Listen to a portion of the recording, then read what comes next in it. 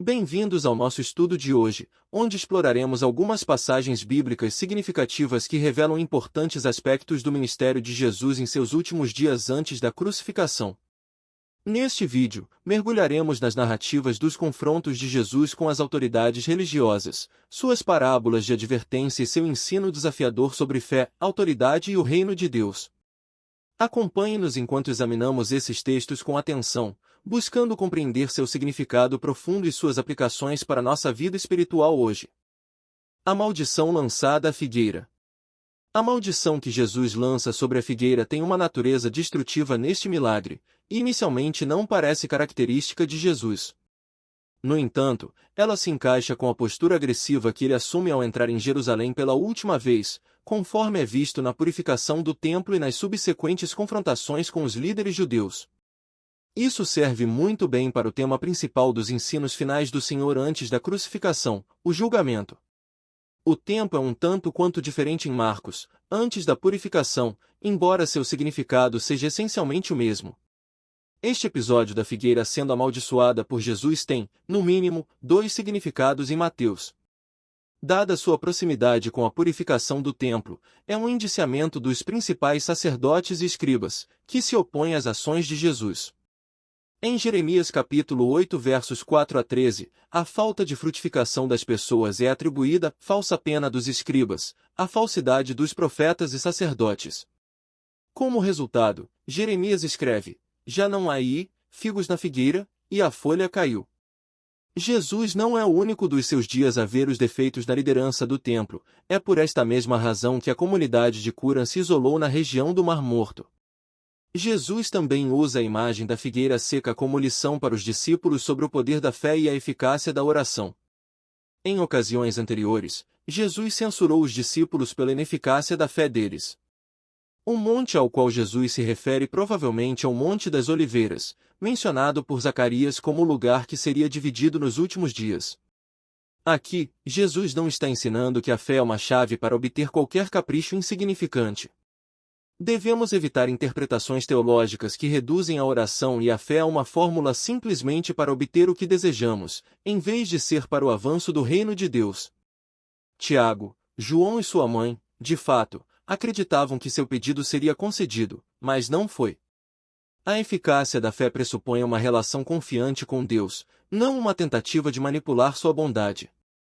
A verdadeira eficácia da fé envolve uma crença genuína, ativa e eficaz, enquanto a tentativa de manipular Deus se assemelha mais à prática da magia, que está longe do verdadeiro propósito da fé. Com que autoridade Jesus confronta agora abertamente os príncipes dos sacerdotes e os anciãos do povo? Esses grupos exerciam controle sobre o Sinédrio, o principal corpo administrativo judaico em Jerusalém. Os anciãos representavam as famílias influentes. Anteriormente, a maior parte dos conflitos de Jesus era com os fariseus, que dominavam muitas das sinagogas fora de Jerusalém. No entanto, em breve, eles também se uniriam contra Jesus junto com esses outros grupos, juntamente com os herodianos e saduceus, com quem frequentemente entravam em conflito. Com sua entrada em Jerusalém, Jesus alterou sua estratégia habitual de evitar confronto direto, realizando ações que intencionalmente afirmavam sua messianidade. Quando os inimigos contra-atacavam, ele avançava ainda mais, abandonando toda a reserva. Numa outra ocasião, os discípulos de Jesus expressaram preocupação sobre as possíveis consequências de ofender as autoridades locais. Certamente, eles ficaram ainda mais perturbados com a gravidade de antagonizar deliberadamente os poderes supremos da nação na própria capital. Este é o primeiro de uma série de 5 confrontos entre Jesus e seus oponentes, que culmina em Mateus capítulo 22 verso 46. Jesus está ensinando quando os principais sacerdotes e os anciãos o confrontam com uma pergunta sobre a fonte de sua autoridade. Usando um método tipicamente rabínico, Jesus responde com outra pergunta. Ele não reconhece o poder deles, mas sugere que seu poder é superior. A pergunta deles é projetada para colocá-lo em uma posição onde ele possa ser acusado de blasfêmia, uma acusação que mais tarde é levantada durante seu julgamento. A pergunta de Jesus sobre a origem do batismo de João Batista é um contra-ataque brilhante, que coloca os inimigos à beira de um tremendo desastre político. O movimento dos inimigos é respondido com um xeque-mate imediato. Eles estão bem cientes do dilema em que se encontram. Se eles dizem que João Batista era do céu, então o fato de eles rejeitarem o batismo de João Batista os condena. No entanto, eles não ousam dizer que a mensagem de João Batista estava errada, porque ele foi aclamado pelo povo. A aprovação tanto de João Batista quanto de Jesus pelas massas é a razão pela qual os líderes não podem agir contra Jesus, apesar de ele estar em sua esfera de influência mais forte, o templo e a capital. A estratégia de Jesus de mudar seu ministério para a cidade densamente habitada é brilhante.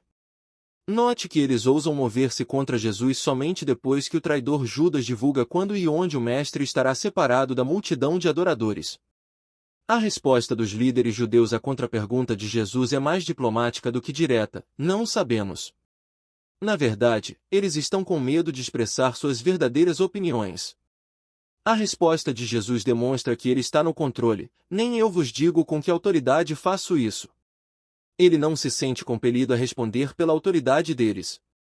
Com essa recusa, ele está efetivamente afirmando que a fonte de seu poder é tão evidente quanto a de João Batista. Jesus continua a confrontar seus inimigos com 3 parábolas que expõem a rejeição dos líderes de Israel. Ele introduz essas parábolas com uma referência ao pecado deles. Nas 2 primeiras parábolas, a da vinha e a dos lavradores maus, a denúncia é mais direta. Na parábola dos 2 filhos, o primeiro filho representa os pecadores arrependidos que agora servem ao Pai, enquanto o segundo filho retrata os líderes que honram a Deus com os lábios, mas cujo coração está distante. Anteriormente, Jesus já tinha sido criticado por se associar com publicanos e pecadores, e agora seus inimigos usam isso contra ele. No entanto, ao mencionar os pecadores na parábola dos 2 filhos, ele está expondo a hipocrisia dos principais sacerdotes e anciãos. A pregação de João Batista sobre o arrependimento teve um profundo impacto nos pecadores que estavam à margem da sociedade respeitável. O emprego do título respeitoso Senhor é característico de Mateus e, provavelmente, possui um significado duplo tanto para ele quanto para sua audiência.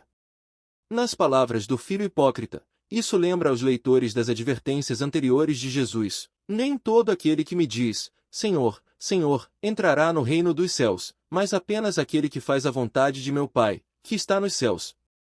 Anteriormente em seu ministério, Jesus explicava as parábolas aos discípulos em particular.